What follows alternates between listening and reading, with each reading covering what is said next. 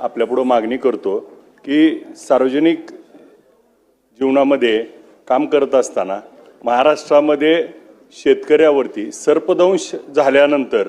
गेल्या वर्षभरामध्ये 42,026 महाराष्ट्रामध्ये सर्पदंशाचे रुग्ण आढळले आणि त्यातील एका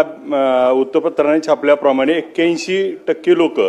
ही घरगुती आणि शेतकरी होती आणि त्यातला 71% आकडा हा ग्रामीण भागातील सर्पदंश झालेला पैकी आणि त्याच्यासाठी सुरुवातीला 30 ते 40 हजार रुपयाची इंजेक्शन औषधं देणं गरजेचे असतात आणि याच्यामध्ये सगळे हॉस्पिटल घेण्यासाठी टाळाटाळ करतात आणि याच्यामध्ये मोठ्या प्रमाणामध्ये यामध्ये शेतकऱ्याचा मृत्यू होतोय। याचबरोबर जे ट्रॅक्टरवरती काम करणारे कडबाकुट्टी करणारे असे जे शेतकरी आहेत आणि यांचा ज्यावेळेस अपघात होतो त्या अपघातात मात्र त्याला त्या योजनेचा लाभ मिळत नाही आणि ह्याच्यामुळं अनेक शेतकऱ्याला त्या ठिकाणी मोठं आर्थिक नुकसान होतं, कधी कधी जीव जातो आणि त्याच्या आर्थिक नुकसानीला ही सरकारच्या योजनेमध्ये हे समाविष्ट करणं गरजेचं आहे आणि सुसाईड केसेसमध्ये देखील त्या ठिकाणी यांचा समावेश नसल्यामुळं या अशा रुग्णांचा खूप मोठा त्रास होतो। दुसरा औचित्याच्या माध्यमातून मुद्दा असा आहे की सध्या राज्यामध्ये मका ह्याचं प्रमाण खूप त्या ठिकाणी उत्पादन वाढलंय आणि मके खरेदी केंद्र